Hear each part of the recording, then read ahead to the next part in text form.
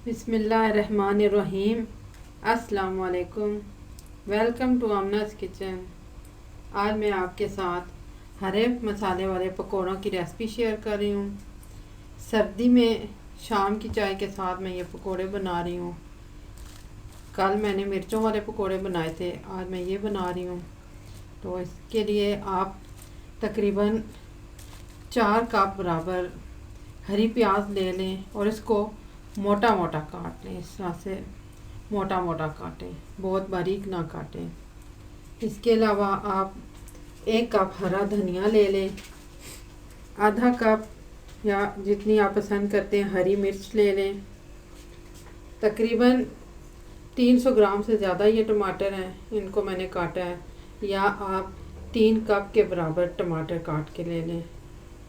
इसके अलावा 3 बड़े खाने वाले चम्मच मैंने साबुत धनिया मोटा मोटा कूट लिया है और 1 खाने का चम्मच मोटी कुटी हुई लाल मिर्च है, 1 खाने का चम्मच कसूरी मेथी और 1 खाने का चम्मच नमक लिया है। आप हस्बे ज़ायका ले लें।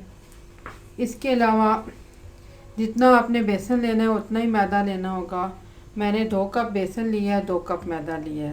अब सबसे पहले मैदे और बेसन को मिक्स कर लेते हैं। बिस्मिल्लाह।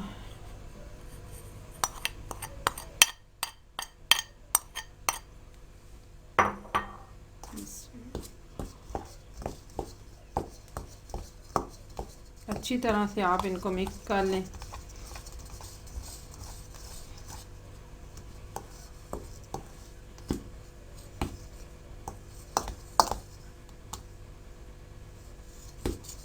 यहीं पे आप बेसन की गुठलियाँ वगैरह भी तोड़ लें।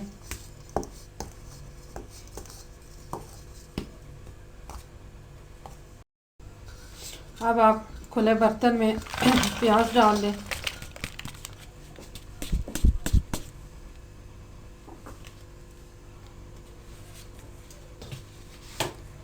धनिया डाल दें।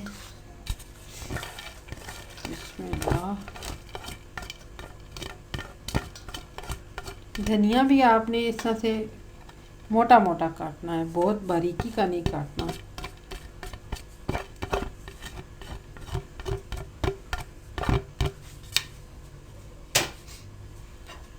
और टमाटर डाल दें।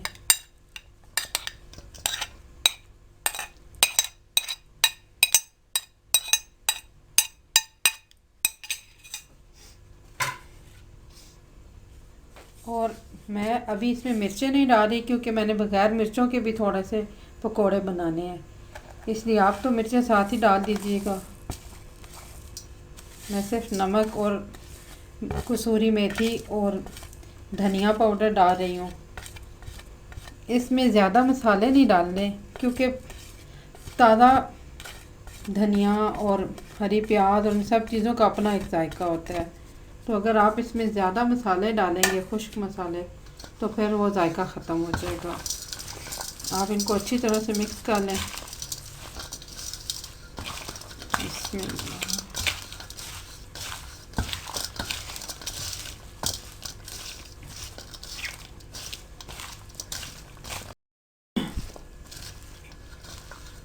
अगर आपने कम पकोड़े बनाने हैं तो फिर आप इन सारी चीज़ों को कम मिकदार में लें, क्योंकि ये टमाटर पानी भी छोड़ते हैं बहुत ज़्यादा, फिर बेसन पतला हो जाता है। तो आप ये बेसन बनाकर इसको फ्राई कर लें, पकोड़ों को ज़्यादा देर तक ना रखें। अब इसमें जो हमने मैदा और बेसन मिला के रखा है वो थोड़ा थोड़ा करके शामिल करेंगे। इसमें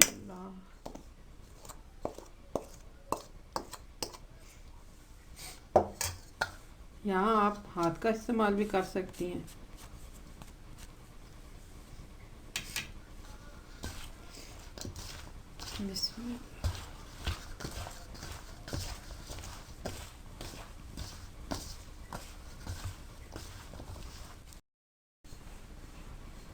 अब थोड़ा सा और बेसन भी इसमें मिला देते हैं और थोड़ा सा साथ पानी का इस्तेमाल भी करें। बिस्मिल्लाह। मैंने आधे गिलास से कम पानी डाला है। पानी भी आपने थोड़ा थोड़ा करके डालना है, क्योंकि टमाटर में भी पानी मौजूद होता है, तो फिर बेसन बहुत पतला भी हो सकता है।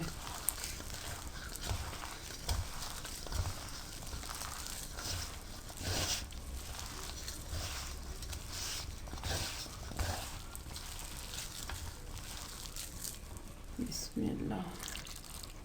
अब मैंने आधा गिलास पानी और डाल दिया इसमें।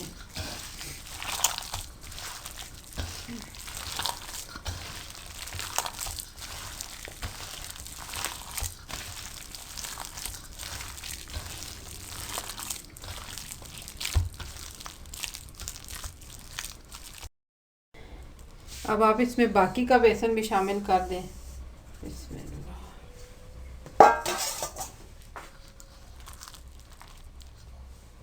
थोड़ा सा पानी का इस्तेमाल और करें। आधे गिलास से कम पानी मैंने और डाला है।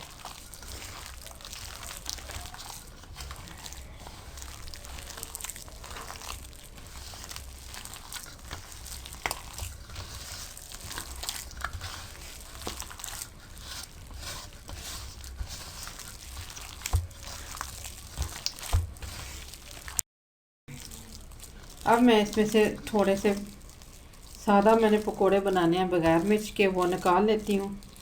आपने पहले ही मिर्चें मिला देनी है साथ, तो मैंने पहले नहीं मिलाई, इसलिए मैं ये अब थोड़ा सा बगैर मिर्च के निकालने लगी हूँ।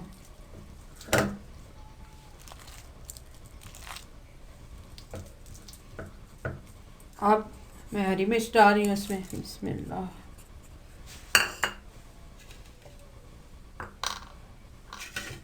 और लाल मिर्च। अब दोबारा से मैं इसको मिक्स कर देती हूँ। आप मिर्च डाल के हाथ का इस्तेमाल ना करें, बल्कि आप ग्लव्स पहन लें या फिर इसको चम्मच से मिक्स कर लें। और अगर आप हाथ से मिक्स करती हैं तो फिर आप पहले अपने हाथों पर अच्छी तरह से कुकिंग ऑयल लगा लें। इस तरह मिर्चें आपके हाथों पर ज़्यादा असर नहीं करेंगी। अब इसको सिर्फ 5 मिनट के लिए रखना है, फिर मैंने इसको फ्राई कर लेना है।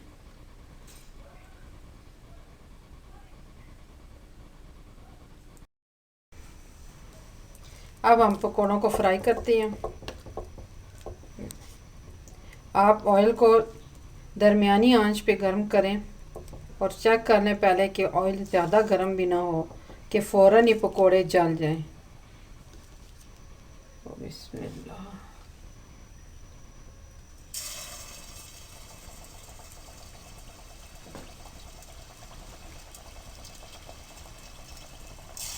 आप चाहें तो हाथ का इस्तेमाल भी कर सकते हैं। हाथ से पकोड़ा ज़्यादा जल्दी डाला जाता है।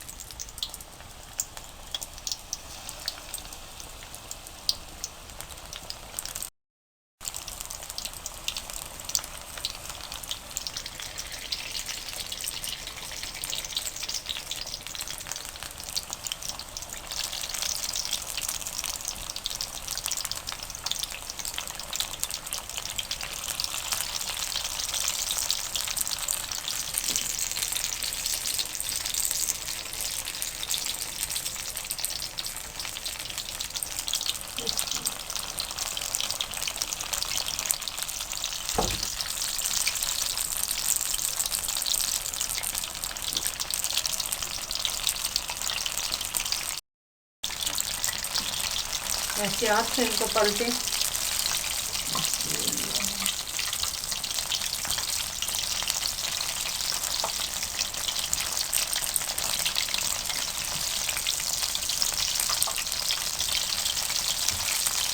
एक टाइम में कढ़ाई को बहुत ज़्यादा भर नहीं देना चाहिए पकौड़ों से, बल्कि मुनासिब डालने चाहिए ताकि वो अच्छी तरह से खुले खुले बने, जुड़े नहीं और उनकी शक्ल अच्छी आए। हालांकि जो लोग बाज़ारों में बना रहे होते हैं वो कढ़ाइयाँ भर के बना रहे होते हैं, लेकिन उनका अपना एक्सपीरियंस होता है, रोज़ का काम होता है, तो वो पकौड़ों को जोड़ने नहीं देते, साथ साथ उनको अलग करते रहते हैं। हमारे पास बर्तन उतना खुला नहीं होता, इसलिए हमें बहुत कढ़ाई भर के नहीं एक टाइम में पकौड़े तलने चाहिए।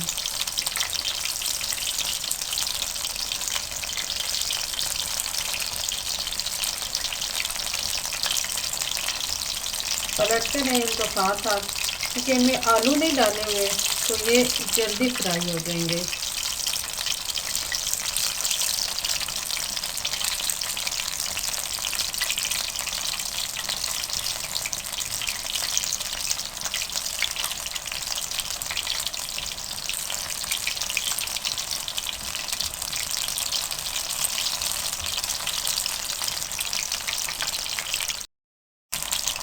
बस इस तरह से इनकी रंगत जब सुनहरी होनी शुरू हो तो आप इनको निकाल लें। इनको दूसरे पकौड़ों की तरह डार्क कलर में नहीं फ्राई करना, क्योंकि इनमें आलू नहीं है, इसलिए ये जल्दी फ्राई हो गए हैं। तो अब इनको निकाल लेते हैं।